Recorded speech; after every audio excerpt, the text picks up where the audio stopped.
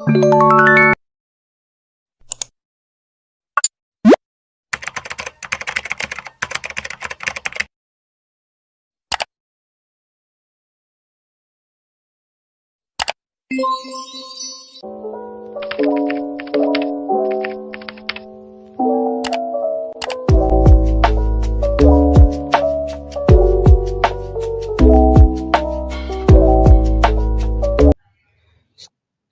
warahmatullahi wabarakatuh. Perkenalkan, nama saya Jatmiko Dewidodo, calon guru penggerak angkatan ke-7 dari Kabupaten Ogan Komering Ilir, Provinsi Sumatera Selatan, tempat tugas di SMP Negeri 4 Musim Makmur. Perkenalkan, pada kesempatan kali ini saya akan membuat video tentang demonstrasi kontekstual modul 2.3 coaching untuk supervisi akademik, yang mana pada angkatan ke-7 ini sebagai pengajar praktiknya yaitu Pak Susanto dan Ibu Nurleni sebagai fasilitator. Selamat menyaksikan. Pada video pertama kali ini, saya Jatmiko Dewidodo sebagai kunci dan Pak Mas Duki sebagai coach, sedangkan Pak Rido Kurniawan sebagai kameramen. Pada kesempatan ini, saya sebagai kunci ingin menyampaikan keluh kesah saya kepada Pak Mas Duki tentang siswa saya yang memiliki motivasi belajar yang kurang di dalam kelas. Selamat menyaksikan. Selamat pagi Pak Jatmiko. Selamat pagi, guys. Kebetulan kita bisa bertemu, kita bisa sempat ngobrol nanti dalam waktu tidak terlalu lama, 15-an menit nanti. Nah Pak Jatmiko, apa yang mau bisa diceritakan kepada saya? Iya Pak, ini saya mau di coaching ini Pak, masalah siswa saya Pak. Ada sedikit masalah di kegiatan pembelajaran di kelas 8 ini Pak. Itu siswa kelas berapa Pak Jatmiko? Kelas 82 itu Pak. Kelas 82. Nah apa harapan Pak Jatmiko untuk siswa yang Pak Jatmiko mau ceritakan ke saya ini seperti apa? Iya, jadi ingin saya nanti setelah kita bertemu ini, harapan saya anak tersebut itu lebih baik dari yang sekarang Pak. Dia tumbuh, motivasi belajarnya lebih giat lagi seperti itu Pak. Jadi masalah motivasi belajarnya ya yang kurang ya. Iya. Ya, kalau boleh saya tahu itu siswa atas nama siapa Pak, kelas berapa gitu, ciri-cirinya seperti apa, karakter atas belajar. nama Adi Pranata Pak, kelas 82. 82. Iya. Itu Pak Jatmiko bisa mengetahui kalau Adi Pranata itu punya motivasi belajar yang kurang, itu seperti apa Pak Jatmiko untuk mengidentifikasi si Adi Pranata? Iya, kebetulan kan saya mengampu mata pelajaran prakarya Pak. Jadi di pelajaran prakarya itu dia itu untuk tugas-tugasnya dan tugas-tugas kelompok itu jarang dilakukan Pak. Bahkan saya juga sempat tanya ke guru lain apakah cuman pelajaran saya saja, dan ternyata itu banyak yang katakan guru-guru yang lain bahkan sejawat itu memang anaknya itu motivasi belajarnya kurang, ya itu memang kurang. Jadi misalkan dia saya minta untuk belajar kelompok atau mengerjakan proyek secara berkelompok, misalkan untuk kerajinan, dia malah tidak mengerjakannya, tapi malah ini gangguin temennya gitu. Temennya, ya, malah gangguin temennya yang mengerjakan proyek itu gitu. Jadi seperti itu. Oh, berarti si Adi ini mungkin kurang perhatian ya dengan cara belajarnya Adi. Nah itu untuk bisa supaya menumbuhkan motivasi belajar Adi, Pak Jatmiko mungkin punya rencana-rencana untuk bisa menumbuhkan motivasi belajar Adi, atau dengan bersama kawan-kawannya rencananya seperti apa gitu? Iya, rencana saya itu kebetulan kan kemarin saya sudah sempat juga manggil anaknya itu Pak. Jadi saya sempat manggil anaknya, ternyata di rumah dia itu hanya bersama ibunya. Jadi orang tua laki-lakinya itu merantau. Jadi di rumah itu dia punya adik dan dia dan ibunya, jadi bertiga. Terus ibunya itu, ini cerita anaknya Pak ya, pada saat kita bertemu itu saya panggil itu. Jadi anaknya itu kalau saya tanya, karena orang tua laki-lakinya ini merantau Pak, tidak di rumah, kemungkinan untuk yang ditakuti, misalkan biasanya anak kan takut sama orang tua laki-laki, jadi dia sepertinya memang ingin diperhatikan oleh rekan-rekan yang lainnya, oleh gurunya gitu. Jadi pada saat itu kami saya tanya-tanya anaknya itu memang sepertinya kurang perhatian dari sosok seorang ayah, karena orang tuanya itu merantau, dia tidak di rumah gitu pada saat. Tindakan yang konkretnya nanti seperti apa Pak? Apa mau kolaborasi dengan guru mata pelajaran yang lain, atau cukup Pak Jatmiko sendiri yang ingin memaksimalkan si Adi ini supaya punya punya motivasi belajar, rencana aksi yang satu saja yang menurut Pak Jatmiko itu bisa merubah motivasi Adi untuk belajar? Oh iya, rencananya kan kemarin baru kita bertemu dengan anaknya tuh Pak. Yeah. Nah itu kalau rencana ke depan saya tuh pengen mendatangi orang tuanya Pak, mendatangi langsung silaturahmi ke orang tuanya. Mungkin kan kalau saya panggil orang tuanya, saya panggil ke sekolahan, mungkin ada dari rumah saja sudah paham kalau orang tua pasti anaknya bermasalah kan ya. Jadi pengen biasanya saya, anak itu kan bermasalah di sekolah, orang tuanya dipanggil. Tahunya anak saya itu kan bagus gitu. Jadi, itu berarti harus Pak Jatmiko mau koordinasi dengan orang tuanya. Jadi tuanya. rencana saya mau mendatangi orang tuanya, terus kita bisa ngobrol secara kekeluargaan. Siapa tahu dengan saya datang ke orang tuanya, kita ngobrol di rumah, ngobrol santai dengan si adinya, dengan ibunya, karena kebetulan kan orang tua laki-lakinya tidak ada. Siapa tahu mungkin nanti pas kita di sana bisa menghubungi orang tua laki-laki, kan kita bisa ngobrol bareng melalui video call kayak gitu. Rencananya kayak gitu Pak, rencana saya seperti itu. Itu kira-kira kapan Pak mau dilaksanakan yang seperti itu?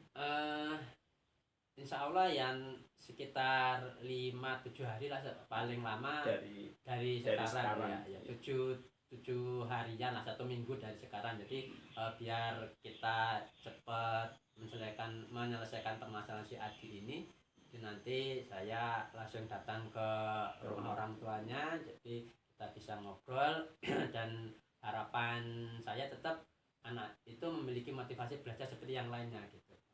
Dan semoga apa yang Pak Jatmiko nanti rencanakan, kami sebagai partner bisa mendukung Pak Jatmiko. Ini saya tunggu jawabannya nanti seperti apa. Mudah-mudahan memberikan sesuatu yang positif kepada si Ade ini. Amin. Mungkin sudah cukup ini Pak ngobrol-ngobrolnya. Nanti lain waktu kita sambung ya.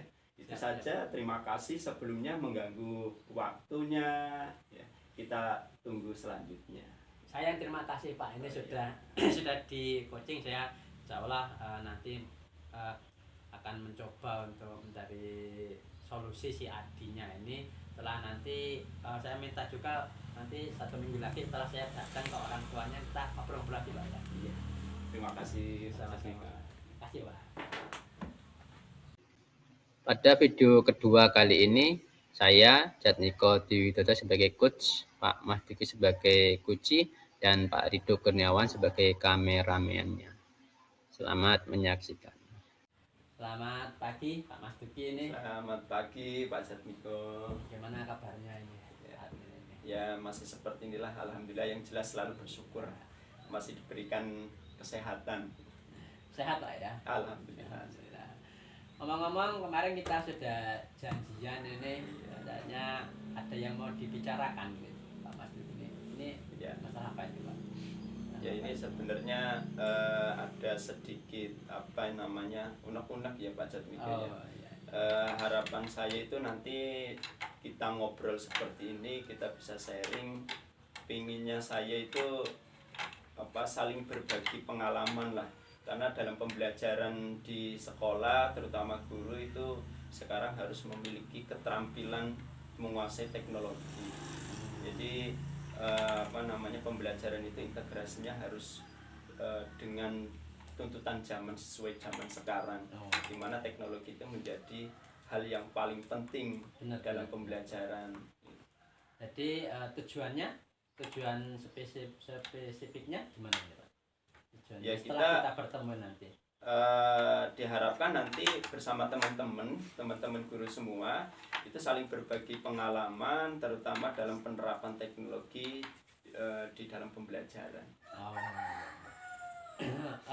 Terus untuk permasalahan yang Bapak hadapi itu, apakah semua guru itu belum memakai teknologi dalam pembelajaran? Apakah sudah ada sebagian ataukah memang belum ada sama sekali? Tidak semua guru ya Pak ya, ada sebagian guru, ada yang sudah menerapkan dalam pembelajaran mungkin karena belum maksimal tadi, ada yang memang masih menerapkan pembelajaran yang menggunakan prinsip lama atau klasikal, di mana guru itu masih lebih banyak aktif, jadi siswanya yang pasif. Nah dengan teknologi ini, integrasinya nanti menitik beratkan bahwa objek belajar itu adalah ke siswa.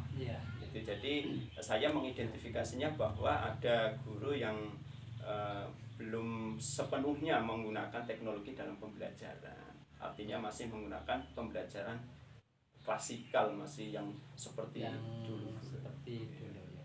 Memang saat ini kita dituntut Pak, sesuai dengan filosofi Ki Hajar Dewantara. Yang pertama, kita harus sesuai dengan ketika mengajar, kita harus sesuai dengan kodrat alam anak-anak tersebut dan kodrat zaman. Saat ini kodrat zaman kita memang teknologi itu yang harus kita terapkan. Benar, dan memang banyak sekali yang harus kita lakukan untuk mengubah mindset dari rekan-rekan kerja kita yang mungkin dulunya seperti ini, terus sekarang kenapa kok harus berubah? Kita harus mengikuti perkembangan zaman itu memang. Dan memang saat ini ya harus itu yang kita lakukan. Ya benar Pak Jatmiko. Untuk pembelajaran sekarang itu memang harus dituntut bahwa menyesuaikan zaman kodrat alam. Apalagi anak sekarang itu tuntutan kedepannya itu sangat secara global itu tantangannya sangat besar sekali. Nah, contohnya seperti ini, misalnya dalam sekolah itu mengintegrasikan dengan memanfaatkan satu teknologi handphone. Nah, bagaimana anak itu bisa memaksimalkan, anak pastinya punya handphone semuanya kan. Nah, itu bagaimana guru itu bisa, dan guru juga harus punya keterampilan di situ. Bagaimana memanfaatkan HP itu bisa maksimal dalam proses pembelajaran. Jadi ada manfaatnya, bisa itu nanti dari segi anak untuk presentasi menggunakan handphone, atau anak menggunakan media handphone sebagai sumber belajar. Nah itu tuntutan dari apa yang harus kita lakukan sekarang. Dari apa yang Bapak ceritakan tadi, selama ini bagaimana Pak dengan kondisi Bapak dan Ibu guru yang ada di sekolah itu? Apakah sudah memaksimalkan kemampuan untuk sesuai dengan kodrat zaman kita dengan teknologi atau belum? Saya kira sudah mengarah ke sana ya. Cuman secara peraturan juga kita sedang mengupayakan bagaimana SOP atau standar operasional penggunaan HP itu sendiri. Karena apa? Karena kalau tidak ada batasan-batasannya, nanti bisa tidak terarah dalam penggunaan teknologinya. Nah, saya kira itu guru-guru juga sudah mulai menggunakan teknologi itu, tapi belum maksimal. Terus rencananya Bapak bagaimana untuk membuat guru-guru semua rekan-rekan itu kita bisa melaksanakan kegiatan pembelajaran sesuai dengan kodrat zaman kita saat ini? Rencananya Bapak? Nah, sebenarnya kalau dari pribadi saya itu bisa berkolaborasi ya dengan antara teman-teman sejawat itu dengan guru-guru kita. Misalnya dengan mengadakan satu pertemuan di luar dari tugas kita sebagai guru di kelas, kita bisa saling sharing, berbagi di situ. sudah seperti apa yang sudah saya lakukan itu nanti akan berbagi dengan guru-guru yang lain.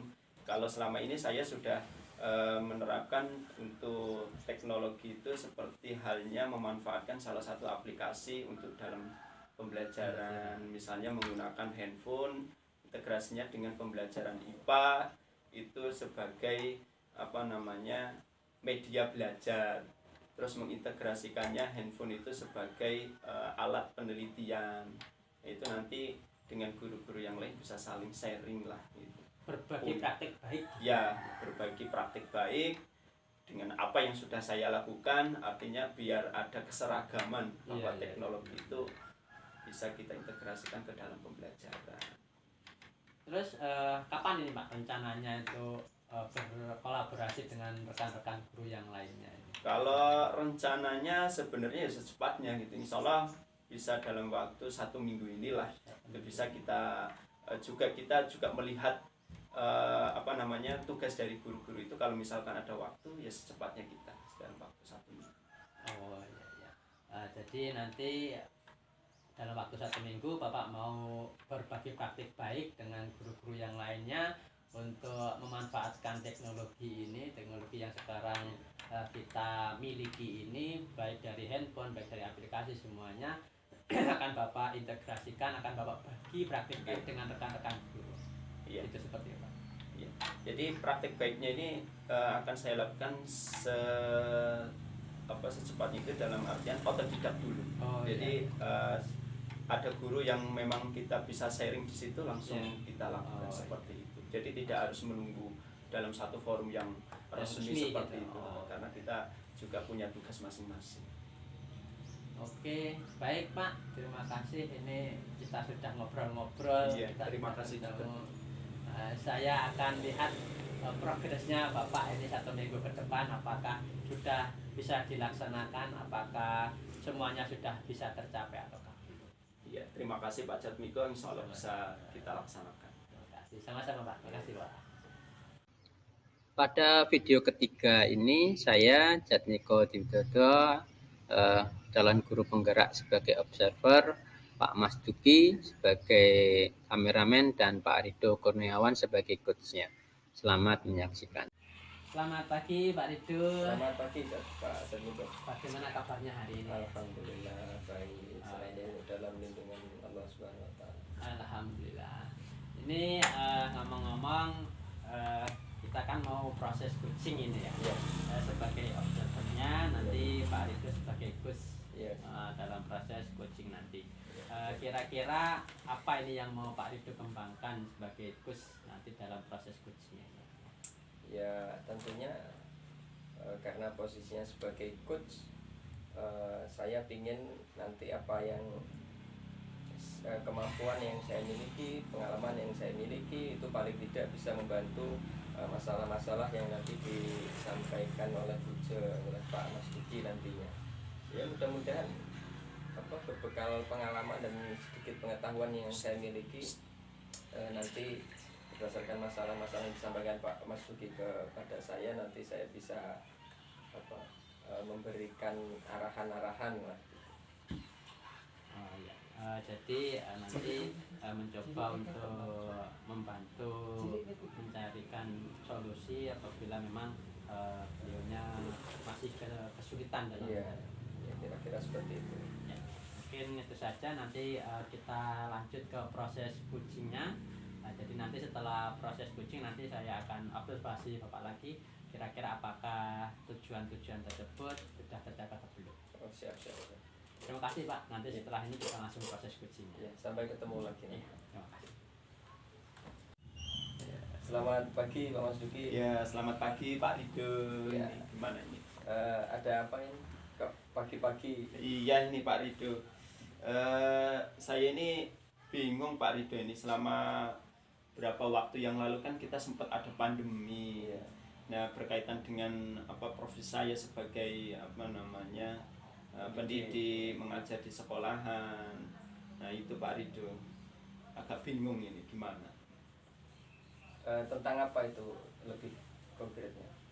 Ya ini masalah kalau dulu waktu kita masih pandemi itu kan ada namanya apa homeschooling, jadi belajarnya lebih banyak di rumah atau belajar secara daring. Jadi kita nggak melakukan tatap muka, jadi kita nggak tahu apa gimana cara belajar anak. Nah sekarang kita sudah tatap muka. Tatap muka itu kendalanya masalah belajar anak ini kan berubah, yang tadinya di rumah sekarang harus di sekolahan. Nah itu karakter anak untuk sekarang mulai berubah. bisa apa aktif kembali gitu Pak ya. Iya, aktif kembali. Oke. Jadi nanti tujuan kita setelah ngobrol ini apa kira-kira?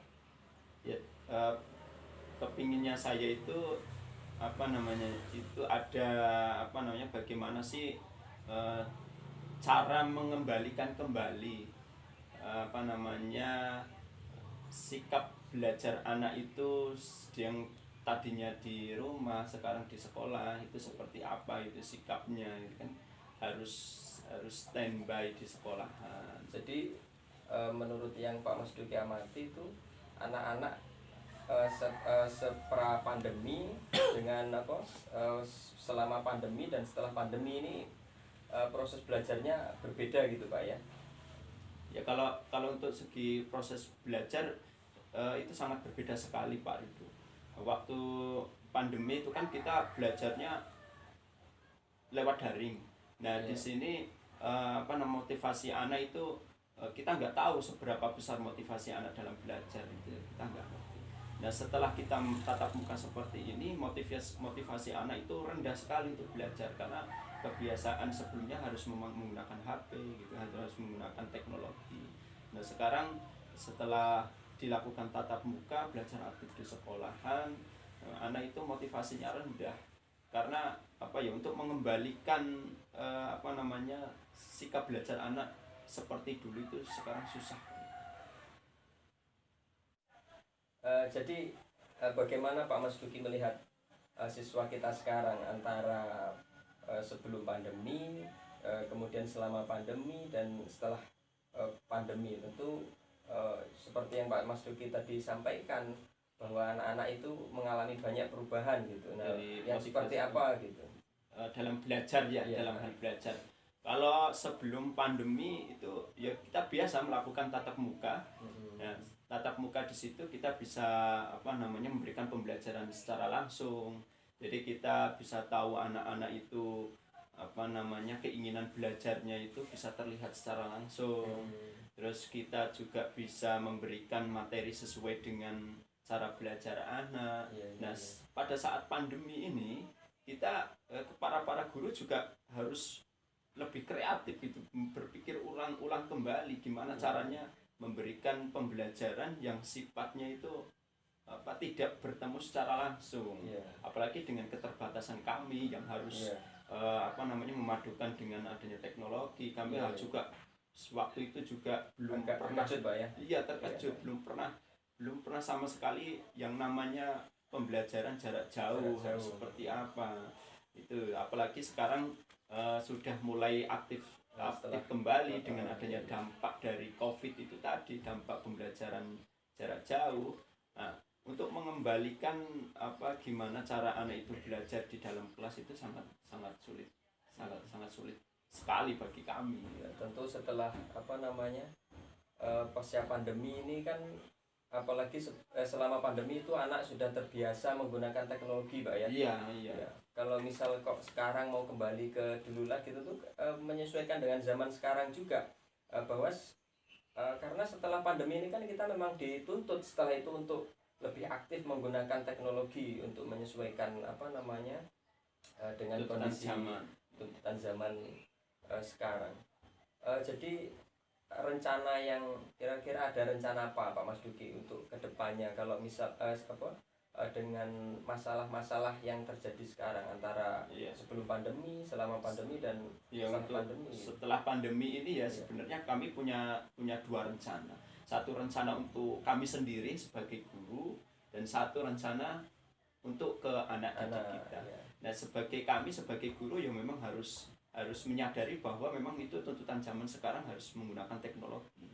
Nah, kami juga berusaha bagaimana menambah bagaimana harus belajar kembali mengintegrasikan adanya teknologi itu tadi, karena Upgrade, adanya Pak, ya. iya Iya, upgrade. belajarnya pun kita bisa secara otodidak gitu. Sekarang kan banyak apa namanya pelatihan secara mandiri di situ.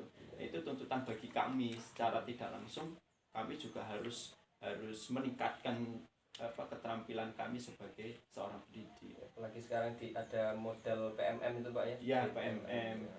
Nah, untuk ke peserta didiknya juga kita harus memikirkan bagaimana siswa itu menggunakan teknologi itu untuk sebagai sumber belajar yang pertama, yang kedua sebagai media belajar, terus yang ketiga juga sebagai penyelesaian dalam belajar, dalam artian sebagai tempat latihan, tempat menghasilkan satu produk mereka dalam belajar. Nah, itu juga kami pikirkan, itu rencana kami ke depan seperti itu. Oke, jadi itu tadi rencana-rencananya, Pak, ya. Iya. Jadi kira-kira kapan itu rencana-rencana itu mau dilaksanakan? Iya, kalau rencana itu sebenarnya dalam waktu dekat ini ya, dalam proses pembelajaran 1 minggu inilah. Setidaknya nanti kami sebagai guru juga ada rencana dalam 1 minggu ini untuk mengikuti pelatihan secara mandiri di PMM itu kan ada. Oh, iya. Bersama dengan para guru-guru nanti bisa saling berbagi. Nah, kalau untuk siswa itu nanti akan kita terapkan dalam proses pembelajaran untuk 1 minggu ke depan. Jadi 1 minggu ke depan kira-kira, Pak, ya. Iya. Oke, jadi mudah-mudahan nanti kegiatannya bisa berjalan lancar. Ya, amin. Kemudian apa yang menjadi tujuan Pak Mas Duki bisa tercapai, kemudian semuanya bisa sukses. Saya tunggu kabarnya, Pak, ya. Iya.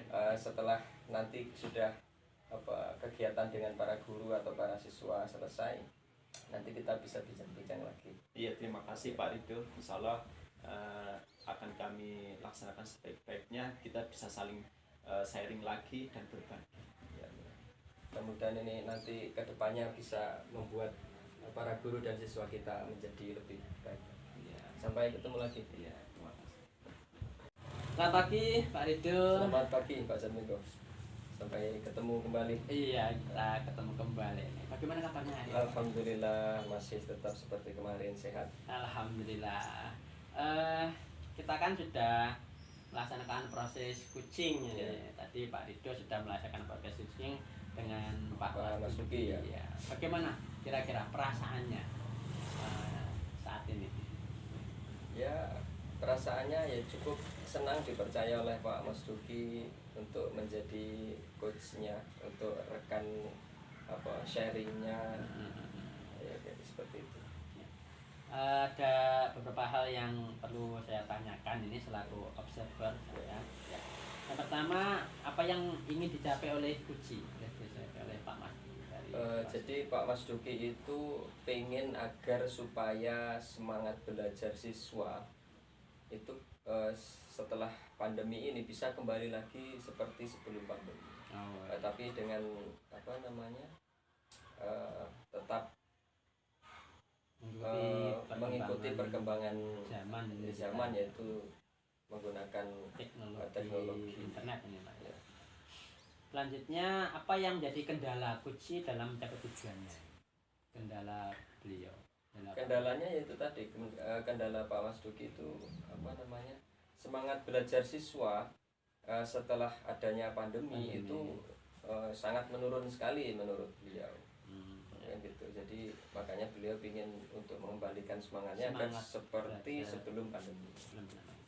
Selanjutnya, apa yang sudah dilakukan Kuci untuk mengatasi kendalanya ini, Pak? Yang sudah dilakukan Pak Mas Duki? Ya, informasi yang saya dapat dari Pak Mas Duki kemarin itu, beliau sudah coba untuk upgrade pengetahuannya dengan mencoba banyak belajar dari beberapa platform seperti PMM. Oh iya.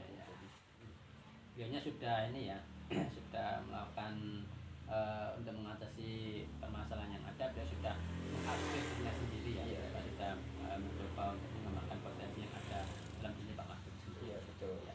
Selanjutnya, apa yang menjadi kekuatan Kuci dalam mencapai tujuan? Eh, Ya, selanjutnya apa yang menjadi kekuatan kunci dalam mencapai tujuan? Kekuatannya. Ya tadi kan sudah saya sampaikan Bapak Mas Duki itu sudah coba mengupgrade pengetahuannya, apa namanya, ilmu belajarnya dengan beberapa platform, sehingga sekarang ini Pak Mas Duki tentunya sudah memiliki kemampuan-kemampuan yang lebih untuk mengatasi masalah motivasi belajar siswa pasca pandemi ini. Selanjutnya, apa yang dapat dilakukan kunci untuk memaksimalkan kekuatannya yang dilakukan beliau? Pak Mas Duki ya, Pak Mas Duki yang sudah saya tanyakan kemarin, rencananya itu ingin berbagi praktik baik berdasarkan apa yang sudah beliau miliki dari hasil belajar dari beberapa platform itu. Beliau ingin untuk berbagi ilmunya, pengalamannya, pengetahuannya itu dengan beberapa rekan kerjanya di sekolah. Yang terakhir ini Pak, apa yang menjadi motivasi kunci dalam mencapai tujuan? Motivasi beliau. Motivasi beliau yaitu tadi ingin agar supaya belajar atau semangat motivasi belajar anak itu bisa kembali seperti sebelum pandemi kan gitu. Cuman kembali lagi dengan tetap memperhatikan tuntutan zaman sekarang agar anak tetap dapat memaksimalkan penggunaan teknologi secara baik. Cukup, insya Allah itu yang saya observasi dari Pak Rido. Insya Allah ke depan ini mau berbagi praktik baik dengan yang lainnya ini Pak. Oh iya, siap. Jadi yang saya harapkan nanti kita bisa bertemu lagi, kita bisa sharing lagi, kita bisa ngobrol-ngobrol bareng lagi terkait dengan pembelajaran untuk kegiatan bersama, supaya semua guru di SMP kita bisa termotivasi untuk selalu belajar dengan teknologi yang sekarang sudah sangat-sangat canggih. Nah, ya. Mungkin itu saja Pak Rido, terima kasih atas waktunya. Ya, sampai jumpa kembali, semoga selalu sehat. Amin. Demikian tugas demonstrasi kontekstual modul 2.3 coaching untuk supervisi akademis. Terima kasih atas segala perhatiannya. Mohon maaf apabila ada kekurangan. Saya akhiri, wassalamualaikum warahmatullahi wabarakatuh.